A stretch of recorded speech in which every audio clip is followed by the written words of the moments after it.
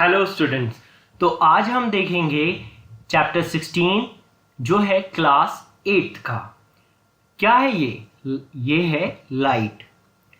Light वही light जो अभी आपकी मोबाइल स्क्रीन से निकल रही है, या वो लाइट जो आप दिन में देखते हैं सन हमको देता है, या वो लाइट जो अभी आपकी नोटबुक तक आ रही है आपके रूम में लगे हुए बल्ब से। तो हम जानते हैं कि लाइट क्या होती है, कैसे काम करती है। हम अगर देखें तो लाइट को डिफाइन करें तो लाइट एक तरह का रेडिएशन है। क्या है? रेडिएशन, जिसको हमारी आईज फील कर सकती हैं या देख सकती हैं। अगर हम हमारी बॉडी में जो भी सेंसेस प्रेजेंट हैं, जैसे हियरिंग है, हियर करना, टच करना, स्मेल करना, है ना, या टेस्ट करना, या लास्ट में अगर हम डिस्कस करें तो विजन। अगर हमारी बॉडी के सारे सेंस के कंपैरिजन में विजन, देखना, हमारी आईज के अंदर विजन होना या हमारे पास विजन होना, ये सबसे एडवांस और इंपॉर्टेंट सेंस है आपकी बॉडी के लिए। हमारी लाइफ इतनी ज्यादा अफेक्ट हो सकती है अगर आपके पास विजन ना हो। The sense of vision can not be possible without the light. अगर आप देखो तो हमारे पास जो सबसे इंपॉर्टेंट सेंस है विजन का, वो पॉसिबल ही नहीं है अगर आपके पास क्या ना हो, लाइट ना हो। अगर अंधेरा हो तो जो ब्लाइंड है और जो देख सकता है, दोनों को ही कुछ नहीं दिखता। लेकिन अगर लाइट होगी तो ब्लाइंड को तो नहीं दिखेगा, लेकिन जिसके पास आईज हैं, मतलब विजन की पावर है, वो चीजों को देख सकता है। तो लाइट इतनी इंपॉर्टेंट है कि अगर ये ना होगी तो हमारे पास हमारा विजन किसी काम का नहीं रह जाएगा। नेक्स्ट जो हम डिस्कस करेंगे, टाइप ऑफ थिंग्स। अगर हम लाइट के बेसिस पे देखें तो कितने टाइप की थिंग्स हमारे अराउंड एग्जिस्ट करती हैं। फर्स्ट टाइप होता है लाइट इमिटिंग। ये वो थिंग्स है या ये वो सब्सटेंसेस हैं जो लाइट को इमिट करते हैं, मतलब लाइट को रिलीज करते हैं सराउंडिंग में। दूसरे वो होते हैं जो लाइट को एब्जॉर्ब करते हैं या रिफ्लेक्ट करते हैं। अब हम डीपली जाकर देखेंगे कि लाइट इमिटिंग सब्सटेंसेस क्या होते हैं। ये वो सब्सटेंसेस हैं जो लाइट को इमिट करते हैं, कहां पर? अपनी सराउंडिंग में। कैसे? जैसे कि एक एग्जांपल है सन।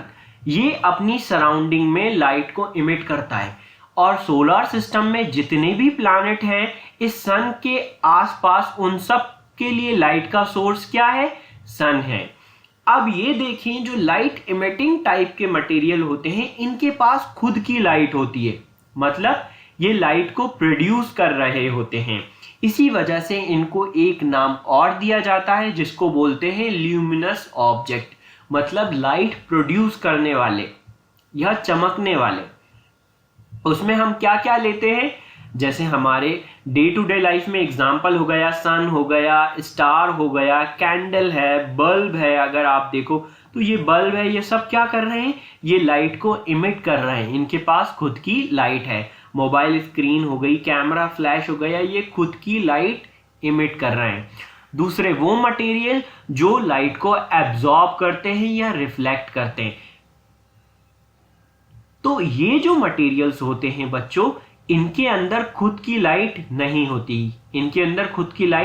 होती, ये क्या, इनको दूसरा नाम क्या दिया जाता है? इल्यूमिनेटेड। अगर इन पे लाइट पड़ती है तो ये रिफ्लेक्ट करते हैं, या दूसरा काम क्या करते हैं? एब्जॉर्ब कर लेते हैं।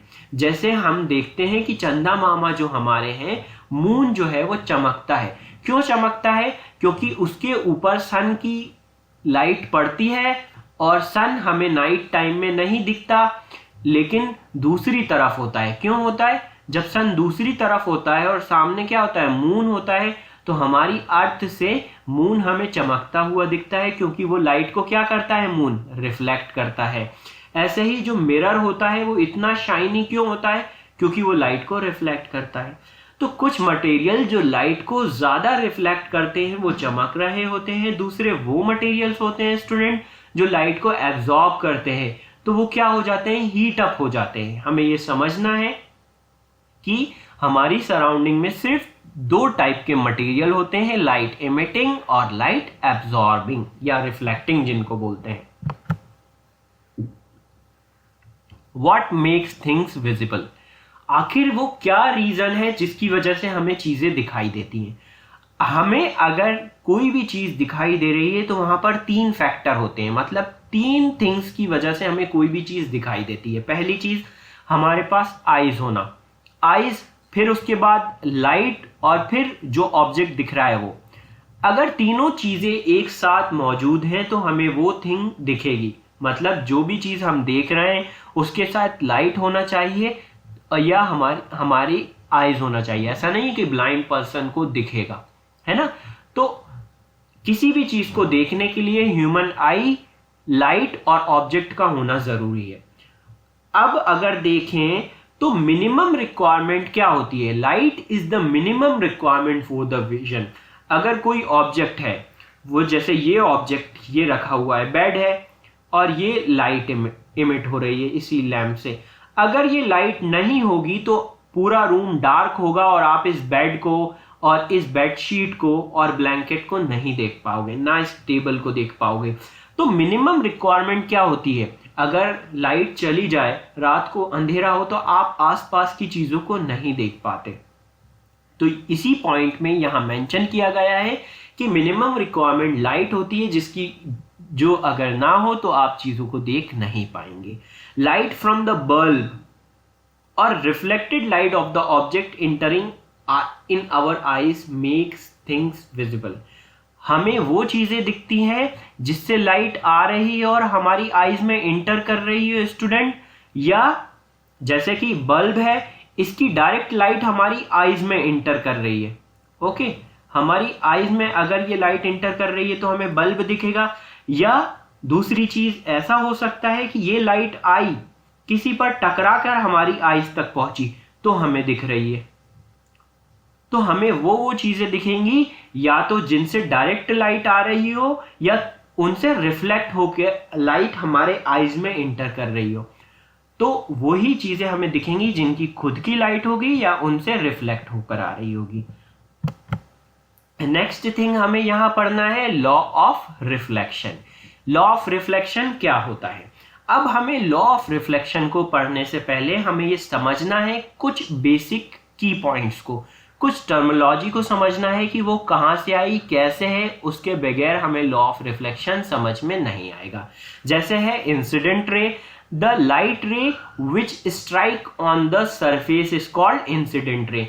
कोई भी अगर ऐसा सरफेस है जो प्लेन सरफेस है जिसपे लाइट रे टकरा रही है, उसको हम क्या बोलेंगे, इंसिडेंट रे। देखें जैसे ये है, जो यहाँ हाईलाइट हो गई ग्रीन कलर की रे जो बन रही है यहाँ पर, वो क्या हो गई, इंसिडेंट रे, जो किसी सरफेस से टकरा रही है। ओके, अब आते हैं हम रिफ्लेक्टेड रे पे।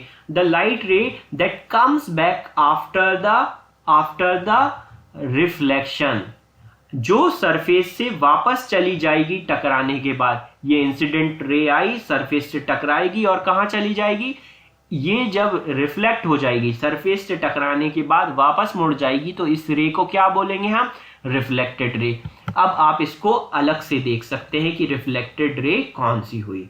अब हम देखेंगे नॉर्मल, जो परपेंडिकुलर लाइन है प्लेन से, ये जो सरफेस है इसके जो परपेंडिकुलर लाइन बनेगी, परपेंडिकुलर मतलब 90 डिग्री पे जो लाइन बनेगी उसको हम क्या बोलते हैं, नॉर्मल। तो line perpendicular to the plane of mirror, जो प्लेन ऑफ मिरर है या ये सरफेस है उससे जो परपेंडिकुलर लाइन बनेगी उसको हम क्या बोलते हैं, नॉर्मल बोलते हैं, जिसको आप इस तरीके से अब इस हाईलाइटेड लाइन से समझ सकते हैं स्टूडेंट। तो अब हम चलेंगे नेक्स्ट टर्म्स पे, इंसिडेंट एंगल, कि ये इंसिडेंट एंगल क्या होता है हमें यहां ध्यान से देखना है। The angle formed between incident ray and the normal is called incident angle. ऐसा एंगल जो कहां बना हो, इंसिडेंट रे और नॉर्मल के बीच में बना हो, उसको हम क्या बोलते हैं, इंसिडेंट एंगल। ये बन गया ना, ये पूरा एंगल क्या कहलाएगा, इंसिडेंट एंगल कहलाएगा स्टूडेंट। अब नेक्स्ट टर्म हमें यहां समझना है रिफ्लेक्टेड एंगल। ऐसा एंगल जो किसके बीच में बना हो, रिफ्लेक्टेड रे और नॉर्मल के बीच में बना हुआ एंगल क्या हो जाएगा, रिफ्लेक्टेड एंगल। जैसे ये एंगल, ये नॉर्मल है और ये रिफ्लेक्टेड रे है, तो इन दोनों के बीच में बना हुआ एंगल क्या हो जाएगा स्टूडेंट, रिफ्लेक्टेड एंगल। अब नेक्स्ट टर्म हमें क्या पढ़ना है, अब हमें ये देखना है लॉ ऑफ रिफ्लेक्शन क्या है। लॉ ऑफ रिफ्लेक्शन अब हम समझेंगे, क्योंकि हम एंगल भी देख चुके हैं बच्चों, और अब हम क्या देख चुके हैं, और हम रेज भी देख चुके हैं, हमें सारी टर्म्स क्लियर हैं। एंगल ऑफ रिफ्लेक्शन कहता है कि एंगल ऑफ इंसिडेंस, जो एंगल ऑफ इंसिडेंस है वो इक्वल होता है किसके, एंगल ऑफ रिफ्लेक्शन के। ये कहना चाह रहे हैं कि आई जो है वो बराबर है आर के। ओके, प्रीवियस स्लाइड्स में हमने देखा कि ये जो आई बन रहा है वो किसके बराबर है, आर के बराबर है। ये बोल रहा है लॉ ऑफ रिफ्लेक्शन का फर्स्ट पॉइंट। अब सेकंड पॉइंट क्या है, सेकंड पॉइंट ये बोल रहा है कि angle of reflection, sorry angle of incidence, angle of reflection और नॉर्मल, नॉर्मल क्या ये, ओके, ये नॉर्मल जो है ये सारे के सारे सेम प्लेन में होते हैं। प्लेन मतलब ऐसा जिसके पास दो डायमेंशन हो। जैसे अगर ये प्लेन कंसिडर करा जाएगा तो इंसिडेंट रे यहां से आएगी, ये प्लेन इस प्लेन से टकराएगी और यहां चली जाएगी। अगर ऐसा प्लेन माना है, मतलब ऐसा इस टाइप से अगर आपने प्लेन माना है, तो इंसिडेंट रे कैसी आएगी, ऐसी आएगी, यू टकराएगी और यू जाएगी। तो कहने का मतलब है कि जो प्लेन होगा उसमें तीनों आ जाना चाहिए, ये और ये, मतलब इंसिडेंट रे, नॉर्मल और रिफ्लेक्टेड रे जो है वो एक ही प्लेन में होना चाहिए। यही ये सेकंड पॉइंट इस लॉ का कहना चाहता है। अब अगर हमने इसको ऐसा बना दिया, इस प्लेन को ऐसा बना दिया स्टूडेंट, तो हमारी इंसिडेंट रे ऐसी आएगी, रिफ्लेक्टेड रे ऐसी जाएगी, और तीनों के तीनों कहाँ होंगे, सेम प्लेन में होंगे। तो इस टर्म को और अच्छे से समझने के लिए हमने तीन वेरिएशन ले लिए, इस टाइप का ले लिया, इस टाइप का और इस टाइप का। आई होप अब तक आपको प्लेन का कॉन्सेप्ट समझ में आ गया होगा। अब चलते हैं हम, अब हमें एक केस दिया है, what would happen if I through the light on the mirror along the normal. अगर आपने क्या किया, आपने इंसिडेंट रे को ऐसे मारा कि वो नॉर्मल से होकर जा रही है ना।